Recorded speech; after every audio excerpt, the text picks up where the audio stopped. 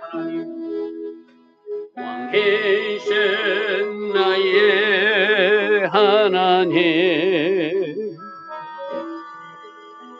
내가 저를 높이고 영원히 제 이름을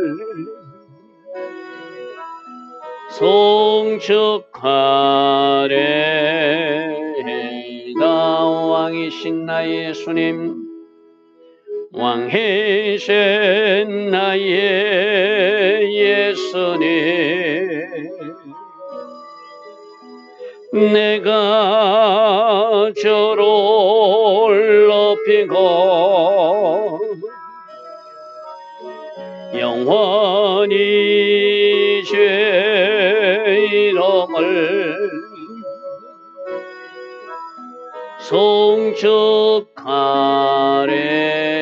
송축하리이다. 왕이신 나의 예수님, 왕이신 나의 예수님, 내가 저를 높이고 영원히 제 이름을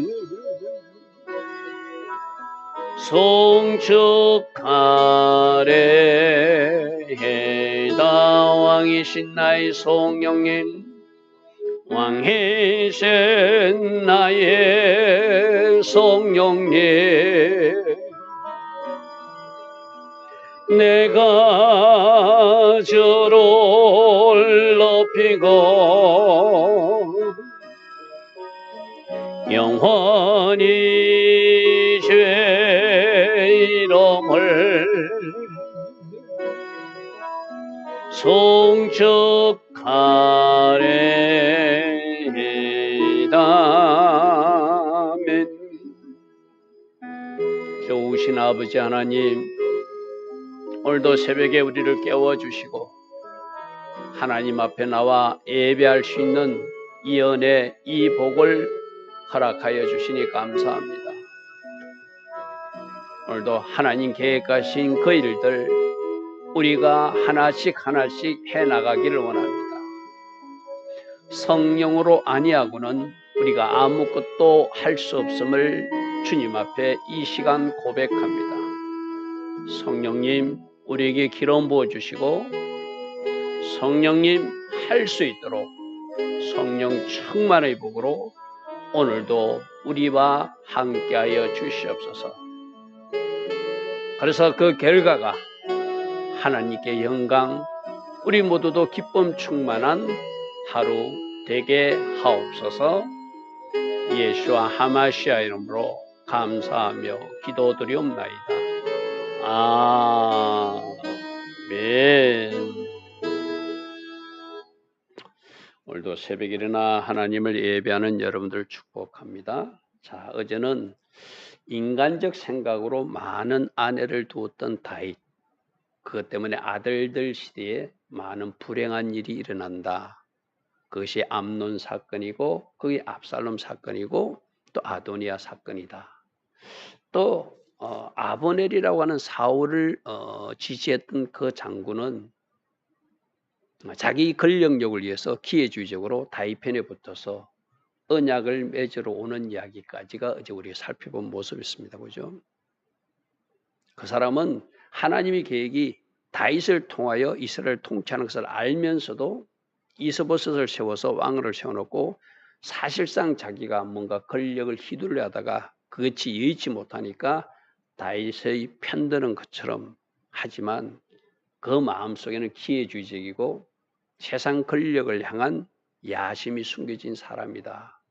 어제 우리 그런 모습을 살펴봤습니다.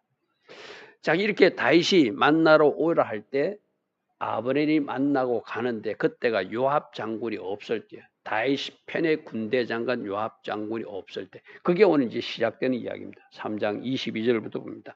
다윗의 신복들과 요압 장군이 적군을 치고 크게 노력한 물건을 가지고 돌아오니 그러니까 아브넬이 왔다 간 것은 이 요압 장군들이 나가서 전쟁할 때 와서 와서 언약을 맺고 내가 당신을 도와서 이제 당신의 왕국이 세워지도록 힘쓰겠습니다 하고 또 다윗은 온 이스라엘 왕이 되는 것이 하나님 뜻이니까 그걸 또 이래 받아들였어요. 그죠?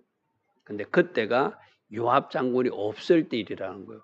그래서 전리품을 가지고 돌아오니까 아브넬은 이미 다윗의 보냄을 받아서 평안히 갔다. 이 아브넬이 누구죠? 요압 장군 동생 아사엘을 죽인 자이잖아요. 그죠?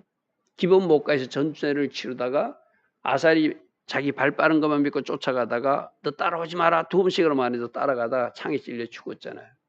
그러니까 요압 장군 마음속에는 이 아브넬이라는 복수심이 항상 마음에 가득했던 거예요. 근데 마침 요압 장군이 없을 때 아브넬이 왔다 갔어요. 다윗과 함께 헤브론에 있지 아니한 때라. 자, 요압 및 요압과 함께 군사가 돌아오매 어떤 사람이 요압 장군에게 그것을 말해 줄 수밖에 없겠죠. 아브넬이 왔다 갔습니다. 그런데 눈치로 보니까 뭔가 다윗 왕과 언약을 맺고 돌아가는 것 같습니다 하고 그 사실을 알려줬겠죠. 그죠? 내리 아들 아브넬이 왕에게 왔다가 왕이 보내매 그가 평안히 돌아갔습니다. 자기들과 싸우는 적장이었고 요압 장군이 동생을 죽인 아사엘을 죽인 어떤 사람인데 다윗 왕이 편안히 돌려보냈다는 게 이 요압 장군이 이해가 되지 않는 거예요. 왜? 개인적 감정, 복수심에 가득해서 언젠가 내가 저 아브넬을 죽이리라 생각하고 있던 요압 장군이거든요. 그런데 자기하고는 일체 상의도 없이 아브넬이 왔다가 다윗과 뭔가 약속을 하고 돌아갔다는 얘기가 기분 나쁜 거예요. 쉽게 말해서. 그러니까 요압이 가서 왕에게 따집니다. 24절 요압이 왕에게 나아가 이르되 어찌 하심이니까 그 자는 내 동생 아사엘을 죽인 자 아닙니까? 이 말이죠. 쉽게 말해서. 자, 여기서 이제 우리 요압의 태도, 우리가 어제부터 다윗의 어떤 잘못된 모습, 또 아브넬의 권력 욕심과 야심을 향한 잘못된 모습 계속 살펴보고 있거든요. 오늘은 요압이 국가를 생각하지 않고 또 다윗 왕을 생각하지 않고 자기 가족의 개인 복수심에 불타서 또 자신의 자리가 이태로울까 봐 인간적 생각으로 뭔가 일을 일으키는 일이 또 오늘 요압 장군이 실수하는 모습이거든요. 우리가 어제도 다윗의 부정적 모습, 아브넬의 부정적 모습, 또 오늘도 요압 장군의 부정적 모습을 볼 것입니다. 내일도 마찬가지입니다. 내일도 또 이스보셋 왕을 죽이는 두 사람의 부정적 모습을 볼 거거든요.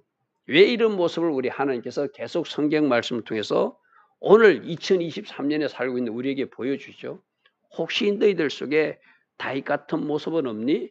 혹시 너희들 모습에 아브넬 같은 모습은 없니? 혹시 너희들 모습에 개인적 복수심에 가득 감정적으로 반응해서 공동체를 생각하지 못하고 잘못 행동하는 요압 같은 모습은 없니? 이걸 우리 보고 계속 살피라는 거예요. 말씀이고 우리 날마다 우리를 살펴봐야 되거든요. 오늘 요압 장군을 잘 보십시오. 자기하고 상의하지 않고 어떤 일을 했다는 것이 기분 나쁜 거 쉽게 말해서. 자기가 그래도 군대 장관인데 다윗에게 지금 항의합니다. 그리고 자기 동생을 죽인 자를 그대로 돌려보내신다는 것은 있을 수 없는 일이라. 개인적 복수심에 가득 차 있는 거예요. 또 하나 아브넬하고 다윗하고 뭔가 언약을 맺으면은 아브넬이 사울의 군대 장관이었거든요. 오늘날로 말하면 국방부 장관 같은 자리거든요. 그러면 지금 이 요압이 다윗에게 국방부 장관 같은 자리인데 그 두 자리를 놓고 충돌을 해야 되니까 어쩌면 자기가 밀려날 수도 있다고 하는 위기감이 있는 거예요. 다 그 세상적 생각이죠. 그죠?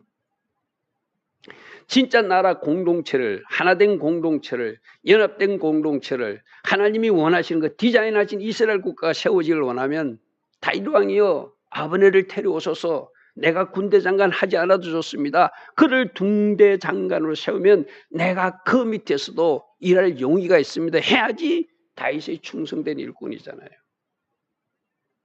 우리들도 마찬가지거든요. 여러분들이 어떤 자리를 어떤 포지션을 딱 하고 있는데 새로운 사역자가 와가지고 여러분을 밀어낼 것 같으면 거기서 시기 질투 이상한 일이 벌어지는 것이 오늘날 교회 안에도 있을 수 있는 일이잖아요. 이 요압 장군의 태도가 그거예요. 첫 번째는 자기하고 상의하지 않았다는 거. 두 번째는 자기 동생에 대한 복수심으로 가득 차서 국가보다는 자기적 개인적 감정을 우선한다는 거. 세 번째로는 자기 자기가 이태로울 수 있다는 그 생각 때문에 지금 따지는 거예요. 왕에게 나왔거늘 어찌하여 그를 잘 보냈습니까? 왕도 하시려니와 내려야 될 아브넬이 온 것은 왕을 속임이라. 지금 25절에 말하는 것은 뭔가 둘러대는 거예요. 자기가 진짜 본심이 세 개예요. 자기 자리가 이태로운 것, 자기 동생 복수를 하고 싶은 것, 또 왕이 자기가 그래도 군대 장관인데 자기하고 상의도 하지 않고 아브넬과 뭔가 언약을 맺은 거. 이게 기분 나쁘다는 거. 그래서 그가 아브넬이 온 것은 아마 다윗 왕을 속여서 뭔가 정찰하러 왔을 것입니다. 하면서 뭔가 둘러대는데 25절은 요압 장군이 자기 본심을 숨기고 다윗에게 항의해서 하는 말이죠. 그죠? 그가 왕이 출임하는 것을 알고 왕이 하시는 모든 것을 알려고 정찰차 왔는데 왕이 속은 것 같습니다. 쉽게 말해서 왕을 무능한 왕으로 지금 만들어버리는 거예요. 이 요압의 태도는 아름답지 못하죠. 지금 여기서 무엇이 문제입니까? 그래도 요압은 자기가 다윗 왕 밑에 있는 부하거든요. 그럼 왕의 뜻을 존중해 줘야 되잖아요. 하위 질서자로서 상위 질서자가 결정하면 따라줘야 되죠. 그게 순종이잖아요. 그죠? 근데 기분 나쁘다는 거예요. 자기 없이 처리했기 때문에. 자기하고 상의하지 않았기 때문에. 또 자기 자리가 이태로울 수 있기 때문에. 또 자기 동생 복수를 해야 되는데 왜 살려보냈냐 이거죠. 그래서 26절에 요압이 다윗에게 나와서 안 되겠다. 다윗 왕이 부른다고 거짓말하고 아브넬을 다시 부르자. 아브넬이 개인적으로 요압이 부른다면 안 올 건 왜요? 자기 동생을 죽인 사실이기 때문에 뭔가 사감을 갖고 자기를 죽일 수 있다는 거 안 올 거거든. 그러니까 아마 전령대를 보냈을 때 자세한 설명이 없지만 학자들은 그렇게 이해를 하거든요. 다윗 왕이 잠시 다시 보자고 합니다 하고 전령을 보냈다는 거예요. 26절 보십시오.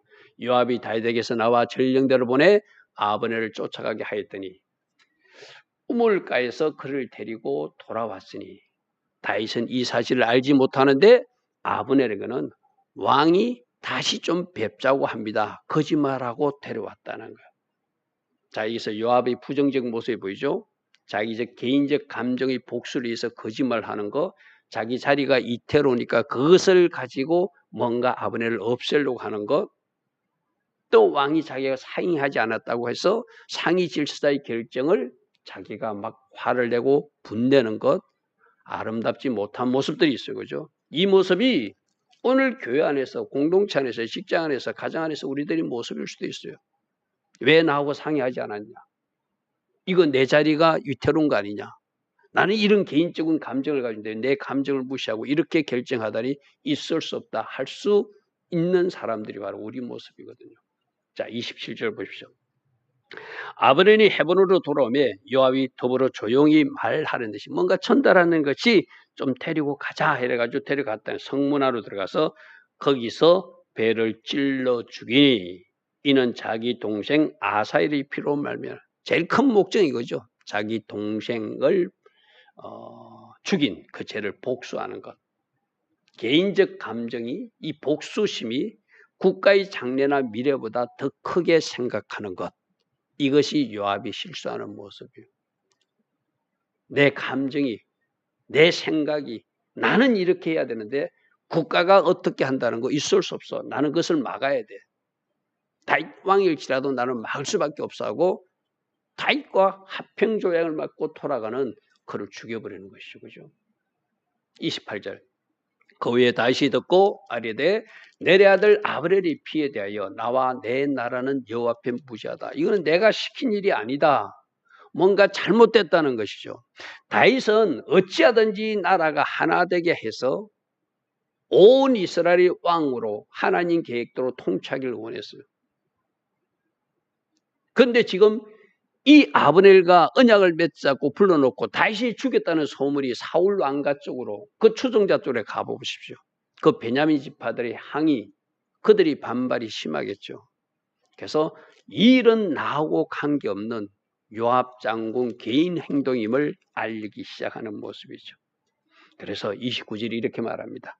그 제가 요압의 머리와 그의 아버지 온 집으로 돌아갈 것을 선포합니다. 일종의 저주를 선포하는 거예요.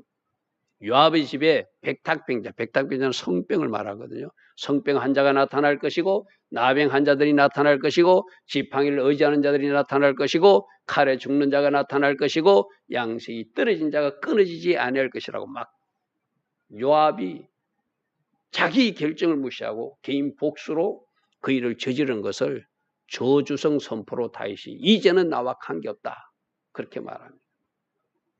30절 요압과 그의 동생 아비새가 아비네를 죽인 것은 그가 기본 전쟁에서 자기 동생 아사엘을 죽인 까닭이다. 이게 가장 큰 목적이죠. 그러니까 다른 목적은 왕이 자기하고 상의하지 않았다는 것, 자기 자리가 위태롭다는 것, 뭐 이런 것들이 이제 이유가 될 수 있겠죠.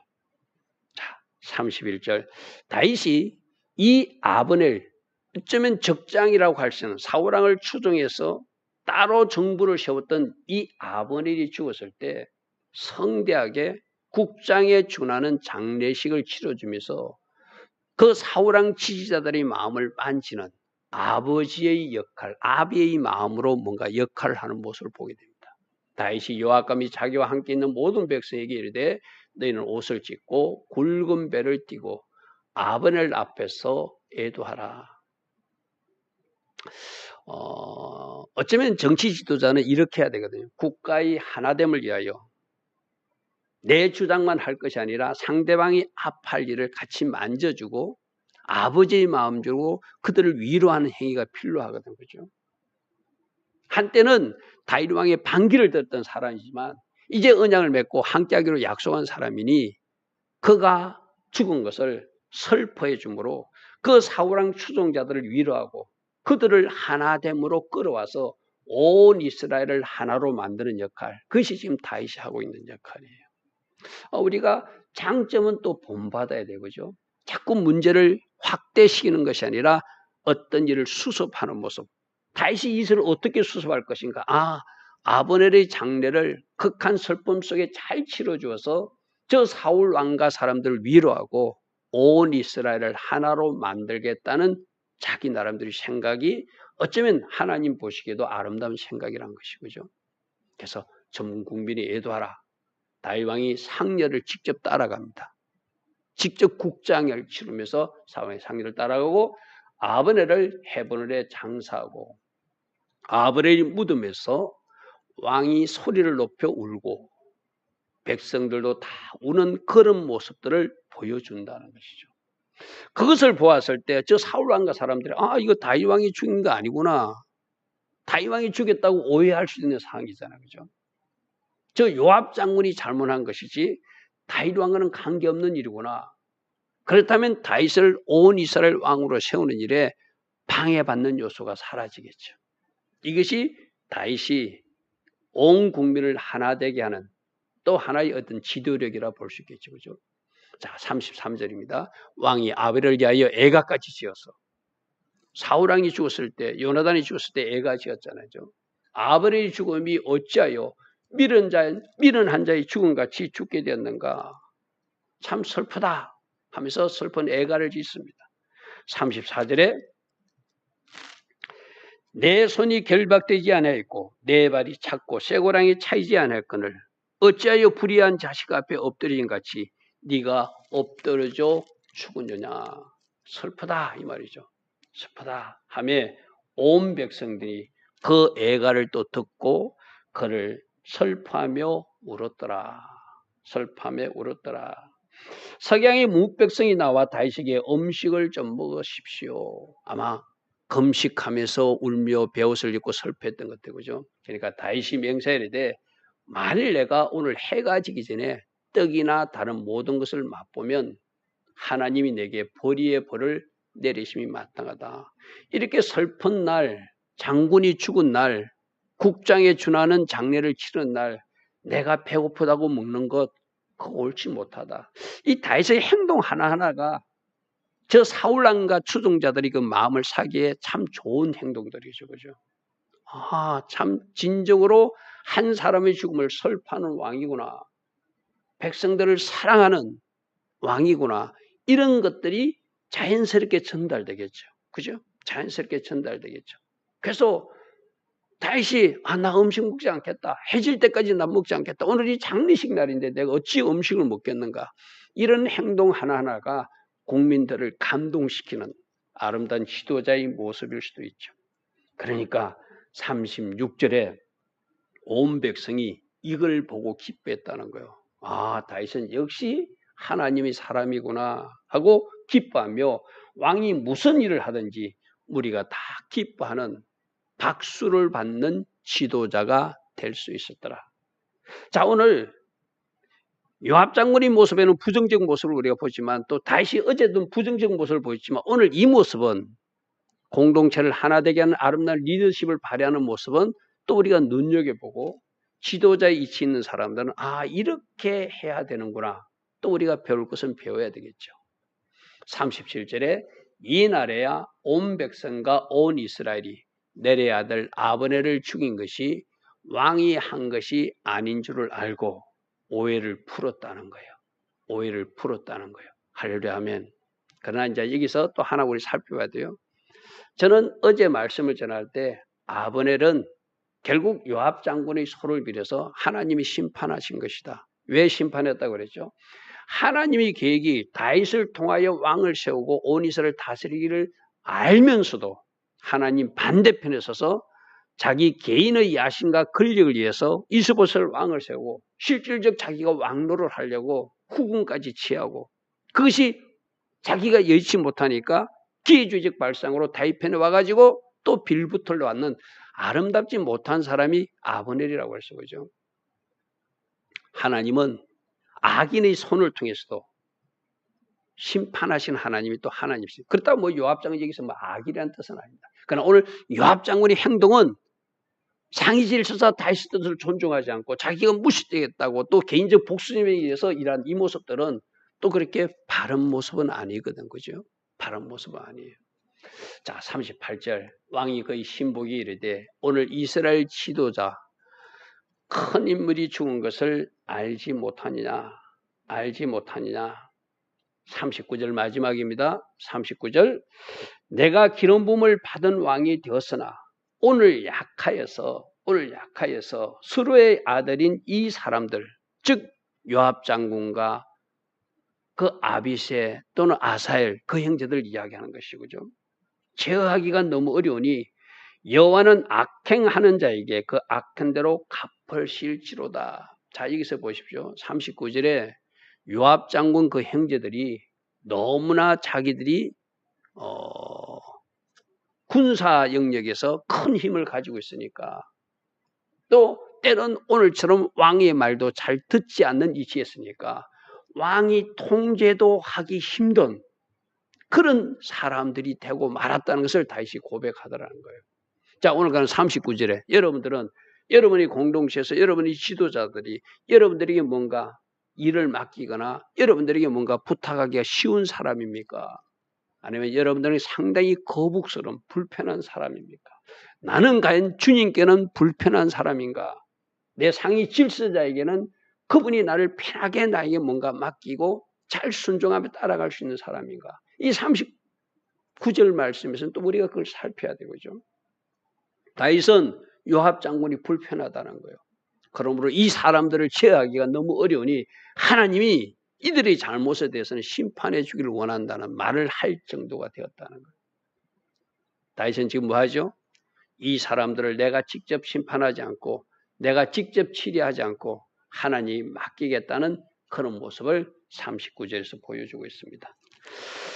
오늘도 말씀 속에서 우리 각자에게 주신 요압의 행동을 통해서 우리에게 주는 교훈은 무엇이고 또 다윗이 잘하는 모습을 통해서 주는 교훈은 무엇이고 각자 주께서 주시는 주의 음성에 충실하며 오늘의 삶에 적용해 나갈 수 있기를 바랍니다. 좋으신 아버지 하나님, 우리는 성경 인물을 통해서 잘하는 점은 배워야 되고 뭔가 잘못 살아가고 있는 모습은 우리들 삶에 그런 모습이 나타나지 않도록 경계하고 조심해야 될 줄 믿습니다. 우리들 삶 속에 이 성경 인물들이 부정적 모습은 나타나지 않도록 성령님 늘 깨닫게 해주시고 드러난 것이 있을 때 바로 말씀의 칼로 잘라버릴 수 있는 성령의 불로 태워버릴 수 있는 은혜가 있게 하옵소서. 예수와 하마시아 이름으로 감사하며 기도드리옵나이다. 아멘. 지금은 우리 주 예수 그리스도의 크신 은혜와 하나님 아버지의 영원하신 사랑과 성령 하나님 오늘도 우리 안에서 내주하시며 성령 충만의 복으로 함께 하시는 그 은혜가 새벽에 일어나 하나님을 예배하며 하루를 시작하는 주의 자녀들 머리머리 위에 이 땅에 깨어있는 모든 교회와 깨어있는 모든 성도님들 위해 지금부터 영원토록 영원히 함께하여 주시기를 간절히 축원하옵나이다. 아멘.